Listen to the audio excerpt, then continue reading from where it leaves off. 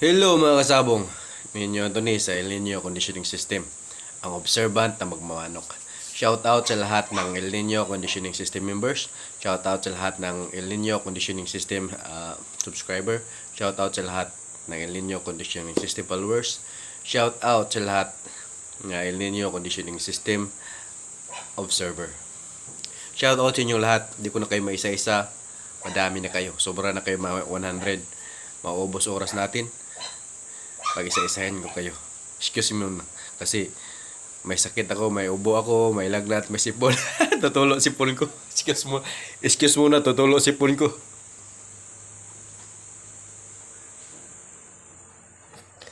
Back to the ball game. Nag-uulan na dito sa amin. Nag-uulan na. So ngayon, andyan talaga nakakahawang lagnat, nakakahawang ubo at sipon. Kaya ingat kayong lahat ha. Mag-vitamin C din kayo mga kasabong. Kaya itong sakit ko nakuha ko sa ospital kasi binisita ko papa ko at saka mama ko. Kasi yung papa ko na-admit sa ospital ng 1 linggo kasi kulang sa potassium.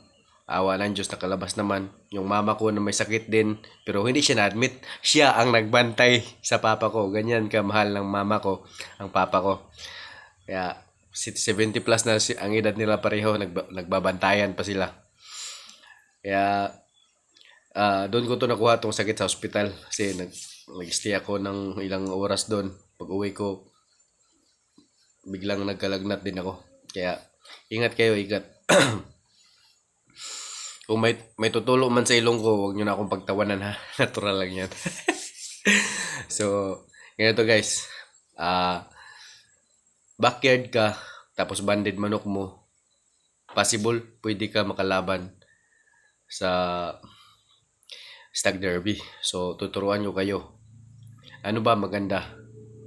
Ano ba maganda para maging may matibay ang manok natin? Ganito guys. Yung mga stag nyo, kakirils nyo na tag 5 months, i-early cording nyo yan. Tapos ang tatalian nyo kaliwa. Pero yung cording nyo dapat naka-cord dyan, stag lang lahat. Para walang mabubuli ba. Kasi pag yan kasing manok na binubuli, naduduwag. Kaya dapat magkakaedad lang sila dyan. O backyard ka, may 20 stag ka or 10 na stag ka. Ilan ba stag derby ngayon? 12 stag o palagay natin 20 stag meron ka o 20 stag, tapos dapat bakuran mo yan. O ito, matipid na pambakod, sako tahi-tahiin mo ang gilid niyan, tahi-tahiin mo 3 patong ng sako ang taas na niyan, ibakod mo sa mga stag mo na naka-cord. Dapat nakasiparit talaga sila para naman kung matibay na paa nila sa tali, tsaka mo sila ilabas. Kasi pag ako nagtatali ng manok, ng stag, sa kaliwa agad, para matibay ang kaliwa nila at malakas ipalo. Una nilang ipapalo ang kaliwa. Kaya kaliwa ang talian mo. Ang unang palo ng manok mo malakas. Subukan nyo yan. Kaya ganyan ang score ko. Yung dinerby ko, alam nyo ba yung dinerby ko?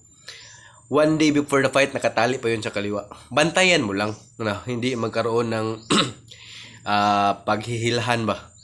Ilayo mo lang distansya. Pag malapit na ang laban, ilayo mo lang ang distansya sa bawat isa para walang hamunan mangyayari. Kaya yun ang pag makapalo man ako, tiyak may paglalagyan ng kalaban.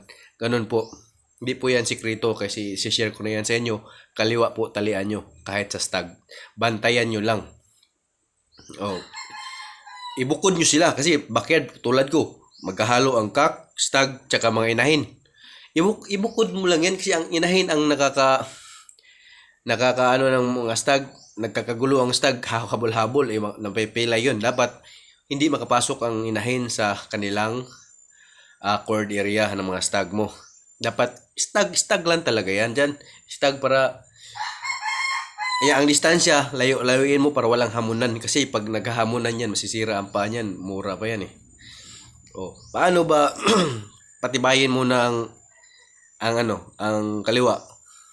Siyempre, sanayin mo na 'yan ng may nakabitin na pabigat yung kaliwa niya. Pwede tsinelas, pwede balancer. Ikaw kung may ka-afford ka balancer 35, ikaw basta may pabigat na sa kaliwa niya. Sanayin mo na 'yan. Sanayin mo pa 'yan sa range pa lang, sanayin mo na 'yan.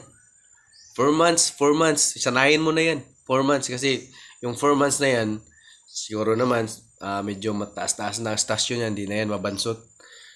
Kaya lagyan mo pa, huwag yung mabigat masyado, yung pasanay lang ba, yung guma ng sinilas na ganyan lang, walang nakalawit para walang masasabitan. Ganun lang ang gamitin nyo. Tapos, ilagay nyo sa kaliwa.